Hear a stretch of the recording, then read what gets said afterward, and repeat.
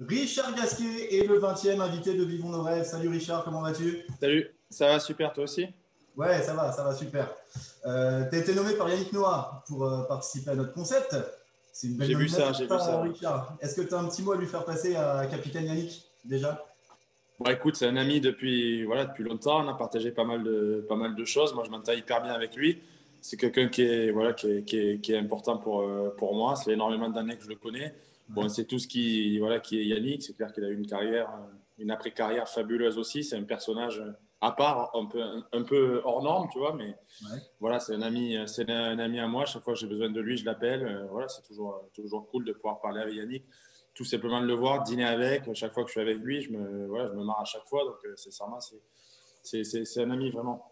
En tout cas, il nous a accordé une petite heure d'interview mercredi dernier. On a bien rigolé. Ça sera diffusé sur notre page Libre et Tennis, mais c'est vrai que c'est un mec en or. Du coup, tu participes au projet Vivons nos rêves. Qu'est-ce que tu penses, toi, de cette idée de rassembler un petit peu les amateurs, professionnels du tennis et personnalités autour de cette même passion commune qu'est le tennis? Qu'est-ce que tu penses de cette petite idée? Bon, écoute, c'est top. Je pense qu'on est tous, voilà, on est tous pareils, que tu sois professionnel, amateur. C'est la passion du tennis, encore plus en France, parce qu'il y a beaucoup de clubs. Il y a une vraie communauté, quoi. Voilà, moi, j'ai commencé en bas avec mon père dans un club. J'ai fait tous les tournois de la région, à droite, à gauche. Après, je suis monté à Paris. J'ai réussi à jouer, à progresser. Mais bon, c'est toujours la même chose. C'est la passion autour du tennis. Et on voit ça surtout à Roland-Garros. Il y a beaucoup de licenciés. Il y a beaucoup de mecs des clubs qui viennent. Moi, j'ai toujours plaisir à aller dans des clubs en France et tout. On voit un peu les bénévoles, les mecs qui adorent le tennis, tout ça. Donc, c'est une passion commune, que tu sois professionnel, amateur ou une personnalité ou quoi. Ouais, c'est tout simplement le plaisir de parler de tennis, de jouer, de faire des matchs, tout simplement. Chacun a une histoire avec le tennis, mais ça se rejoint, on se rejoint tous par la passion qu'on a pour le jeu, quoi. Tu parlais de bénévolat, et c'est vrai qu'on s'était rencontrés il y a quelques années, je crois que c'était en 2013. Tu étais venu à Antares avec Joe pour l'association Ace de Ouais. Tours à Antares au Mans. Tu avais fait un match avec Joe Wilfried, et puis c'est vrai qu'on s'était rencontrés sur l'after, l'après-match, on va dire, pour faire un petit point avec les bénévoles. Donc ça illustre ce que tu disais avec ce lien avec les bénévoles. Nous, on vous suit effectivement, qu'on soit passionné de tennis. On est tous réunis autour de cette même passion. Bon, Richard Gasquet, en quelques mots, tu étais l'un des plus beaux palmarès du tennis français. Tu as été 7e mondial en 2007, 45e en double en 2008. Tu as remporté 15 titres en simple, 2 en double, une médaille de bronze au JO, on s'en souvient tous, à Londres avec Julien Benneteau en 2012, une Coupe Davis à Lille en 2017, un double mixte à Roland-Garros avec Tatiana, tes meilleurs résultats en Grand Chelem, 2 demi-finales à Wimbledon. Contre Federer et Djoko, je crois, c'est pas les plus mauvais du tennis, on va dire. Une Ouais, les plus faciles. demi-finale à l'US Open en 2013 avec une défaite contre Rafa, quart de finaliste à Roland, huitième de finaliste à l'Open d'Australie. Est-ce que tu aurais deux, trois souvenirs à nous citer là, des meilleurs moments justement que tu as passé sur le circuit là, au jour d'aujourd'hui? Si tu avais deux, trois petites anecdotes à nous donner. Ouais, j'en ai beaucoup, écoute, j'en ai beaucoup quand même. Il y a pas mal de grands moments, tu vois, comme tu dis, les demi de Grand Chelem. Il y a eu la médaille avec Bennett aussi, c'était super. Je mets quand même la Coupe Davis un peu devant, parce que la Coupe Davis, c'était quand même un truc qui était un peu à part, quoi, au niveau pression, au niveau attente, au niveau des matchs. On a joué à Lille, il y avait 28 000 personnes. C'était quand même des moments incroyables, quoi. Mais après, je te dis, c'est plus la carrière en continuité que j'ai pu jouer. Ça fait longtemps que je joue sur le circuit. J'ai joué sur les plus grands stades du monde. J'ai réussi à faire des grands matchs, des grands tournois. J'en ai gagné pas mal aussi. Donc, non, c'est plutôt ma carrière hein, dans la globalité, quoi. Tu vois, je pense que je suis fier de ce que j'ai fait. Ça fait longtemps que je suis là. Après, c'est sûr qu'il y a eu des grands moments. Voilà, Monaco aussi, j'avais pu battre Federer, j'étais jeune. Ouais. Il y a beaucoup de moments dont je peux me rappeler, quoi. Tu es sur le circuit depuis 2001, toi, Richard, je crois. On est en 2021, tu fêtes tes 20 ans, du coup, bon anniversaire déjà. Est-ce que la motivation au bout de 20 ans de carrière reste la même finalement que. Voilà, quels sont tes objectifs pour cette nouvelle année, là, pour cette saison 2021? Ça, c'est pas le souci, tu vois, comme tu en as parlé au tout début. Voilà, j'ai toujours cette âme un peu de passionné, quoi. Tu vois, que ça soit. J'aime jouer au tennis, voilà, tout simplement. J'aime jouer, ça ne me dérange pas de m'entraîner. Ouais. J'aime jouer des matchs, j'adore ça, quoi. J'ai toujours le truc du limite de club, d'aller jouer des matchs dans ma région ou quoi, comme un mec qui est passionné, qui aime le tennis, tu vois, comme tu disais au début. Ouais. Après, le plus compliqué, c'est au niveau physique. Comme tu dis, ça fait 20 ans que je suis sur le circuit. J'ai fait plus de 1000 matchs et tout, donc ça tire le corps, ça tire énormément, quoi. C'est clair qu'il y a eu beaucoup d'années, beaucoup d'entraînements. On sait que le tennis, c'est un sport qui est difficile, donc ouais, il y a eu il y a un peu d'usure, mais bon, je sens encore que je suis capable de jouer un petit peu. C'est pour ça que je le fais, mais quotidiennement, il faut énormément d'entraînement, de volonté quand même pour essayer de jouer au haut niveau, mais j'ai encore ce truc-là, donc tant que ça durera comme ça, je jouerai encore un petit peu, quoi. On va parler, Richard, parce que tu parlais un petit peu de la Coupe Davis, justement, que tu citais comme l'un des meilleurs moments de ta carrière. Alors, nous, on y était à Lille pour voir. Là, on a été voir les 3 finales qu'il y a eu à Lille. 27 500 personnes dans un stade, c'est une ambiance qui était incroyable. On fait un petit flashback. Tu joues le 3e match, un match décisif finalement en double avec Pierre-Hugues. Vous jouez contre Beumelmans et Delors. Voilà, une paire de doubles qui est pas facile à jouer, et du coup, avec un match à enjeu. Quels sont les mots de Yannick du coup avant d'entrer sur le terrain, et du coup aussi à la fin du 2e set où les Belges égalisent à un set partout, et là on se dit oula, ça peut tourner. Quels sont les mots de Yannick tout simplement sur ce match-là et avant d'entrer sur le terrain? Écoute, sincèrement, je crois que c'est le match où j'ai eu le plus de pression de ma carrière, quoi. Ouais. Vraiment de loin, quoi. Il n'y a pas eu un match où j'ai ressenti ça, parce que je sentais que c'était un match où il y aurait pas d'après, il y aurait un après, quoi. Ouais. S'il y avait des fêtes là, on savait que Goffin était quand même, Oui. il jouait un très très haut niveau, donc si on perdait cette finale-là, sincèrement, je pense que ça aurait été un trou noir, quoi, derrière pour de nombreuses années. Que ce soit pour Yannick aussi, parce qu'il avait fait une sélection, ça avait été voilà, courageux de sa part, c'était compliqué. Voilà, on se souvient tous de tout ça, mais je te dis, moi, j'ai jamais ressenti autant de pression sur ce match, parce que je vois que le 2e set nous échappe. On a balle de break au 3e, c'est les mecs qui servent pour le match au 3e set. Ouais. On ne se voyait pas si bien embarqué, mais on a réussi à retourner le truc. Je me souviens d'une ambiance incroyable dans le stade. Quels sont les mots de Yannick, on savait que c'était un double qui était dur, mais moi, sincèrement, il n'y a jamais eu un match où j'ai ressenti autant de stress que pendant ce double-là, et de très très loin, quoi. J'ai jamais eu ça à nouveau, et ni avant, parce que comme je t'ai dit, je sais que c'est un match qui était un énorme tournant pour tout le monde, quoi. Ouais. Et c'est vrai que bon, voilà, la Coupe Davis, on va parler un petit peu de la réforme, mais c'est vrai que pour nous, passionnés de tennis et joueurs amateurs, à regarder cette compétition, c'est quelque chose qui nous donnait envie, avec cette ambiance un peu de stade de foot, avec des matchs à domicile, à l'extérieur, des formats où tout pouvait basculer, tout pouvait se passer. Et d'ailleurs, tu en parlais, je pense que le soutien du public a été important aussi, même s'il y avait le public belge qui était présent et qui faisait beaucoup de bruit sur l'île. Qu'est-ce que tu penses, toi, de cette réforme de la Coupe Davis? Est-ce que c'est une bonne idée, une mauvaise idée? On avait vu un France-Japon l'année dernière avec des tribunes vides. On en parlait avec Yannick, avec Guy Forget aussi.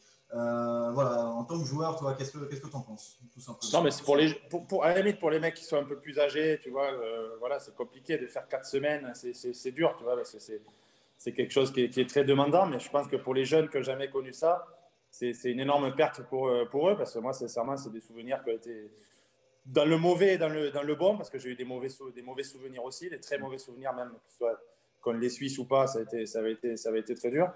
Mais bon, c'est une compétition qui te laissait, voilà, qui te marque, quoi, tout simplement. Et là, ça te marque pas, quoi. Quand tu joues à Madrid devant 50 spectateurs à 3 heures du mat, ça n'a rien à voir. C'est plus la Coupe Davis, en fait, c'est un autre format, mais c'est surtout voilà, pour les jeunes que c'est dommage, quoi. Je pense que des équipes comme le Canada, des jeunes Chapovalov, Auger, tout ça, ça serait fabuleux pour eux de jouer ça. Je me souviens, on avait été en Serbie, on a été en Espagne, enfin, on a joué la Suisse, enfin, on a eu des moments incroyables dans cette compétition, beaucoup d'attentes aussi.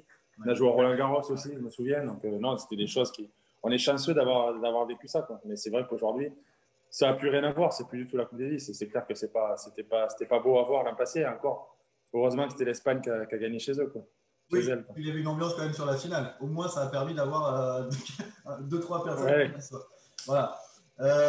J'ai un petit mot, un petit message de Guy Forget à te faire passer puisqu'on est sur la Coupe Davis. Alors attends. Avec quel joueur actuel aimeriez-vous jouer en double? Avec quel joueur actuel j'aimerais jouer en double? Avec Richard Gasquet. D'accord. Richard Gasquet parce que alors je vais vous expliquer pourquoi. Non, je vais essayer de faire court. parce que c'est un joueur qui se sous-estime, je pense, en double. Je suis convaincu que le double, s'il a joué plus souvent, il aurait été encore meilleur joueur de tennis. C'est quelqu'un qui est probablement un des meilleurs volleyeurs du circuit. C'est quelqu'un, je pense que j'aurais boosté et il était déjà bon, mais il aurait été, je lui aurais transmis mon amour du double. Et comme c'est un garçon pour qui en plus j'ai beaucoup d'affection, voilà, j'aurais aimé jouer avec Richard, qui est encore en activité quand même si il a dépassé les 30 ans. Ça fait plaisir. Bah, complètement, non, mais c'est clair, surtout que bon, tu parles certainement du meilleur joueur de double de l'histoire du tennis en France. Il n'y a pas de doute. C'est clair que ça se souvient avec Lecomte, on se souvient quand même tous les doubles qu'ils ont fait. Je crois qu'il a été numéro 1 mondial aussi, Guy. Ils ont été numéro 1 tous les deux avec Henri, ouais, exactement. Donc, bah non, c'était un grand joueur de double. C'est clair que ça m'a fait plaisir de jouer avec lui. Je te dis, c'est toujours impressionnant, même quand tu le vois aujourd'hui, il sert quand même toujours à plus de 200 km/h. C'est vrai. Non, c'est un énorme joueur de double. C'est clair que ça aurait été beau de jouer avec lui, mais il a tout pour bien jouer. Il l'a prouvé. Et on se souvient tous surtout de Lyon, quoi, la finale, qui était un truc incroyable, quoi. C'est sûr. Après, jouer le double, c'est sûr, c'est fabuleux, mais c'est pas facile après un grand chelem et tout. C'est pas évident, mais le simple, il y a rarement de joueurs qui font les deux, quoi. C'est pas évident de trouver le temps il avait le physique de faire les deux, mais c'est sûr que c'est une discipline qui est incroyable. Malgré ça, j'ai réussi à jouer ces doubles de Coupe Davis, à faire la finale, la médaille avec Bennett. Donc, j'ai quand même fait des gros matchs, hein, des gros matchs en double, mais c'est sûr que la finale de 91, quand tu vois le Guy et le Comte, tu sais que c'est un moment qui est incroyable. Donc, respect à vie pour ça, quoi. En tout cas, Paris 2024 approche quand même. Est-ce que tu as envie d'essayer de pousser jusque là pour essayer ou est-ce que ça fait le moins 30, ça ferait 39 ans à peu près, un peu comme Roger? Je pense que ça passera pas. Je pense pas. Non, je pousse encore là déjà, mais je pense que dans 3 ans, ce sera pas. Ouais. Ce sera difficile, quoi. Ce sera difficile. J'ai envie de jouer, c'est pas le souci du truc, mais je connais le haut niveau, c'est ce que c'est, l'intensité qu'il faut mettre et tout pour être dans les 100 premiers joueurs mondiaux, c'est quand même très compliqué. Donc, je doute d'être en 2024, mais écoute, je serai dans les tribunes. Je serai à la retraite et je regarderai les mecs qui seront sur le court et j'essaierai de les encourager du mieux possible. On regardera les Hugo Humbert, les Hugo Gaston, la nouvelle génération qui est en train de monter un petit peu aussi pour Lucas Pouille qui sera toujours là. Exactement. Ouais, donc écoute, je regarderai avec plaisir. Ce sera sympa aussi d'aller à Roland-Garros, de pouvoir d'être là et de soutenir les autres un petit peu, quoi. Juste un petit mot sur les 3 monstres qui t'ont accompagné là, sur l'ensemble de ta carrière, parce que je disais tout à l'heure que tu avais perdu à Wimbledon contre Federer en 2007, Djoko en 2015. Nadal en quart, Nadal à l'US Open. Si ces 3 mecs-là n'avaient pas été là, est-ce que tu penses qu'un grand chelem aurait pu être envisageable? Ah oui, je pense que oui. C'est clair que. Je pense que oui, c'est clair que entre 2000 et 2005, il y a eu des vainqueurs de grand chelem qui n'étaient pas du tout de ce niveau-là. Donc, je pense que c'était possible. Une finale aurait été envisageable. Gagner, après, c'est à voir, mais c'est clair qu'il y aurait eu quelque chose à faire. Là, c'est les 3 meilleurs joueurs de l'histoire, quoi. Tu vois, après, il y avait Sampras quand même. À un moment, il ne faut pas oublier Sampras, mais il y a eu un petit trou quand même. Je trouve qu'entre 99 et 2005, jusqu'à l'avènement de Federer, de Djokovic, petit trou, il y a eu des finales de Roland-Garros et tout, c'était pas du tout le niveau qu'il y a aujourd'hui. Voilà, donc je pense qu'il y aurait eu quelque chose de faisable. Après, il n'y a pas d'excuse non plus à nous d'être, je parle des autres joueurs français aussi, à nous d'être un peu plus forts. Je pense que c'est Joe qui s'en est rapproché, je pense pas, j'en suis sûr, c'est Joe qui s'en est rapproché le plus. Lui, il n'a pas eu de réussite aussi, mais bon, il a buté tout simplement sur les 3 joueurs, quoi, qui sont les meilleurs joueurs tout simplement de l'histoire. Après, c'est compliqué de comparer avec Borg, avec McEnroe, mais enfin, dans les 5 premiers, ça, il n'y a pas de doute, quoi. Ouais. Si tu avais un classement entre les 3 à faire, si tu avais un classement entre Nadal, Djoko et Roger à faire, c'est pas fini déjà. Déjà, c'est pas fini. C'est pas fini, déjà. C'est pas fini. Je pense que Nadal finira premier. Il y a Djokovic aussi, mais il en a 3 quand même. 3, c'est pas rien. Qui est le premier? Déjà, je mettrais quand tu aimes le tennis, tu vois, je dénigre pas Nadal Djokovic, loin de là, mais quand tu aimes le tennis, tu es obligé d'aimer Federer. Federer, c'est le tennis, quoi. Quand tu vois la technique, les coups qu'il fait, la balle comme il apprend tôt, le coup droit, la facilité, même si c'est pas, effectivement, ça paraît facile, mais bon, ça l'est pas. Mais enfin, voilà, c'est. Est-ce qu'il y a il y a un grand chelem de plus qui fera la différence? Voilà, je ne sais pas s'il faut regarder juste sur le nombre de grands chelems. Il faut aussi voir la trace que le mec a laissée, voilà, l'élégance aussi sur le court, le jeu, la technicité. C'est des choses quand même qui sont importantes et qui sont à prendre en compte aussi. C'est pas toujours qui a gagné un Wimbledon de plus ou quoi, tu vois. Et Djokovic est un joueur phénoménal, mais je pense que Federer aura laissé une trace quand même sur les 20 dernières années qui sera autre par rapport à Djokovic ou Nadal, parce que c'était le tennis, quoi, tout simplement. Quoi. Par sa longévité, effectivement, comme tu disais, 39 ans, c'est incroyable d'avoir ce niveau-là encore. On espère le revoir rapidement sur les cours, Roger. Alors, quoi, déjà, son jeu, tu vois, son jeu est phénoménal, quoi, voilà. Mais les autres aussi, mais c'est pas totalement pareil. Le jeu, la technicité, comme j'ai dit, la balle qui est pris tôt. Il y a une variation, c'est sûr qu'il y a une variation de jeu. Voilà, ce mec est capable de gagner partout. Aussi, hein, mais voilà, il y a quand même cette classe aussi naturelle qui fait qu'on aime bien regarder un Roger Federer jouer. La classe, le talent, voilà, la gestuelle, l'élégance un peu, c'est quelque chose qui est important quand même, tu vois. Ça se chiffre pas toujours sur un Roland Garros ou un Wimbledon de gagner de plus, quoi. C'est voilà, l'empreinte que tu laisses. C'est Federer qui laissera la plus grande de ce côté-là. Moi, j'en ai aucun doute, quoi. Même si, à côté de ça, tu as Nadal qui a gagné 13 Roland Garros. Enfin, qu'est-ce que tu veux dire, hein. C'est fou. C'est les deux plus grandes histoires, mais il y a Djokovic qui est quand même très très proche aussi, quoi. Donc c'est une génération qui est brutale, quoi. C'est les trois en même temps, c'est quelque chose qu'on reverra certainement plus jamais, quoi. On va passer aux questions des enfants, Richard. J'ai reçu beaucoup de questions, alors je vous ai synthétisé, effectivement. Je vais te poser une première question, c'est la question de Clovis. Alors. Bonjour Richard, d'où est née ta passion pour le tennis? Ta passion pour le tennis, d'où est née ta passion pour le tennis, Richard? Bon, écoute, j'étais dans le sud, tu vois, mon père déjà était prof, donc prof de tennis, tu vois, ils avaient un club dans le sud, donc forcément c'était facile pour moi de commencer le sport. Mais après, j'aimais le sport, quoi, tu vois, j'ai beaucoup joué au foot aussi, beaucoup joué au rugby, j'ai fait pas mal voilà, beaucoup joué avec des amis, parce que j'ai eu la chance d'être dans un club, d'avoir voilà, un lieu social, quoi, avec beaucoup d'amis, on allait jouer, on jouait au tennis, on faisait des doubles, après on faisait des partie de pas mal de PlayStation aussi. Après, on allait jouer au rugby, au foot. Donc, j'ai eu une belle enfance par rapport à ça, quoi. Et après, je te dis, voilà, j'ai tout de suite adoré le tennis, quoi. J'étais fait pour ça et je ne me suis jamais forcé pour aller jouer, quoi.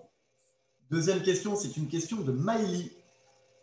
Vous n'aviez pas fait de tennis, quel sport auriez-vous aimé pratiquer? Si tu n'avais pas fait de tennis, quel sport aurais-tu aimé pratiquer? On me pose souvent la question, tu vois, si tu n'avais pas fait de tennis, qu'est-ce que tu aurais fait à la place? Ouais. Ben, j'ai du mal à donner une réponse à ça parce que ça a toujours été voilà, linéaire, j'ai toujours eu ça en tête. Après, quel sport j'aurais rêvé faire? Je te dis, il y en a deux, quoi. Il y a le rugby et le foot, quoi. Voilà, tout simplement, parce que le foot, c'est monstrueux. Voilà, quand je vais des fois au PSG, je vais les voir faire des matchs. Quand tu marques un but, c'est quelque chose qui est phénoménal. Il y a 50, 60 000 personnes. Le rugby aussi, je suis né dans le sud et tout, donc c'est quelque chose que j'aime aussi. Donc j'aurais rêvé faire du rugby et du foot. En tout cas, c'est deux grosses passions, quoi. Comme tu es supporter du PSG, Richard, avec moi aussi, je te pose une petite question. Messi au PSG, est-ce que tu aimerais ou pas? Messi, Mbappé, Neymar, s'il y a le trio qui est réuni, est-ce que voilà? Ouais, c'est sûr que ce serait incroyable. Hein. Ça, je ne dis pas le contraire. Et voilà, on regarde beaucoup le foot pour la technique, les émotions. Quand tu parles voilà, Mbappé, Neymar, tu vas au stade pour des mecs comme ça, quoi. Messi aussi, donc c'est sûr, c'est Messi, Mbappé, Neymar, c'est sûr que c'est phénoménal. Mais voilà, moi j'aime beaucoup regarder Mbappé, j'adore Neymar aussi. Ouais. Je vais au stade pour des mecs comme ça et je vibre voilà, tous les jours, je regarde les vidéos et tout. Et c'est sûr que c'est fabuleux d'avoir ces joueurs-là dans le championnat de France et de pouvoir les voir à Paris, quoi.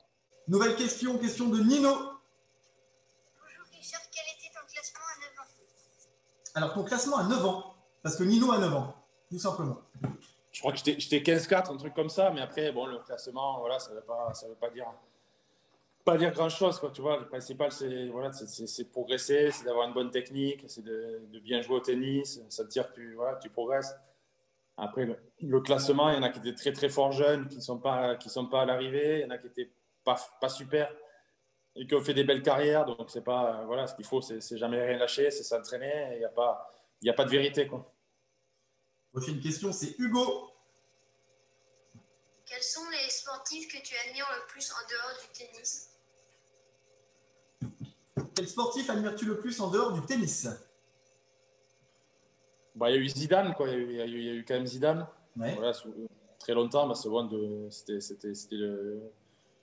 le plus fort, quoi, tu vois. Après, il y a eu Tony Parker aussi, quand même. Ce qu'il a fait, c'était monstrueux. Voilà, je mettrais ces deux-là, quoi. Je mettrais ces deux-là devant, quoi. Zidane et Parker, quoi. D'accord. Question de Louandre. Bonjour Richard, c'était quoi ton jeu vidéo préféré? On y revient au jeu vidéo. Ton jeu vidéo préféré, Richard? Bon, ça a beaucoup été FIFA, parce que FIFA, tu peux jouer avec des amis, tu vois. C'est ça qui est top, quoi. Tu peux jouer à 4, à 2, à 4, tu peux faire des paris. Voilà, Davis, on a beaucoup joué. Mais bon, je te dis, maintenant, je suis plus du tout au niveau, donc ça me fait mal, ça me fait un peu mal au cœur, quoi. Question de Paul. Bonjour Richard, quelle est ta musique et ton livre préféré? Musique et livre préféré de Richard Gasquet. Voilà, Vianney, par exemple. Ouais, j'aime bien Vianney, super, ouais, c'est un super mec, très sympathique et tout. On a joué une fois au tennis tous les deux. Non, non, c'est un monstre de la musique, c'est clair. J'aime toutes les musiques, quoi. Vraiment, j'ai pas de truc où je me dis ça, je suis fan. Et le livre, comme tu dis, ben, écoute, j'ai 22 heures de vol demain, donc si tu as voilà, un petit livre à me conseiller, c'est avec plaisir, quoi. Sans compromis d'Alizé Cornet. Un bon livre. Un bon Ah livre ouais, le fameux. avec une compatriote. Celui de Gilles aussi, il y a le livre de Oui, Gilles, de Gilles également. Ouais. je l'ai pris, je vais le prendre, donc je vais le lire. Sinon, j'ai celui-là. J'ai Daniel Riolo aussi pour les fans du PSG. D'accord. Un français qui a été invité dernièrement Mais je te dis, Vianney, il est top. Ouais. J'ai joué une fois à lui, c'est un mec super sympa. Donc, je sais qu'il a fait ton émission là, et tout. Donc, non, c'est super. Et Vianney licencié de la Libre Tennis et Vianney parrain du club. Effectivement, tu as raison, il a participé à Vivons nos rêves. Il est devenu parrain. C'est vraiment un super mec.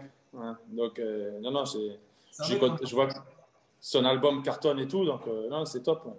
Il est parti sur rendez-vous en terre inconnue. Là. Il m'a envoyé un petit message avant de partir. D'accord. Ok. J'espère qu'il est parti dans un pays chaud parce qu'il appréhendait d'aller dans un endroit froid. Bon, bref. Bon, on arrive sur la fin de l'interview. Richard, on va passer au petit défi de l'année Libre Tennis. Donc, dans Vivons nos rêves, à chaque fois, chaque invité, on lui propose de réaliser un défi si on arrive à effectuer un certain nombre de vues. Alors, par exemple, Tatiana, avec qui tu as joué en double et avec qui tu as remporté le double mix à Roland Garros, viendra chez nous pour participer à une animation. Cyril Hanouna viendra aussi défier l'année Libre Tennis sur nos terrains. Yannick Noah viendra taper la balle et inaugurer un terrain. Fabrice Santoro, on ira le voir à la Gardère pour taper la balle avec lui. Hugo Gaston nous a dédicacé 150 balles. Vianney est devenu parrain. Enfin bon, bref, il y a eu énormément de défis. Richard, je sais que tu as un emploi du temps qui est hyper chargé, que tu pars en Australie là dans les prochains jours. Est-ce qu'à 30 000 vues de ton interview, est-ce que tu souhaiterais nous envoyer 4 ou 5 t-shirts pour les enfants du club avec une petite dédicace dessus? C'est-à-dire que si on fait 30 000 vues, nous on organise un tirage au sort au club et je te donne les noms des gagnants, tu me fais une petite dédicace et voilà. Est-ce que tu es partant ou est-ce que c'est compliqué pour toi? Ouais, écoute, même si on ne fait pas 30 000 vues, même si tu en fais 200, c'est pas grave, moi, je le fais avec plaisir. Hein.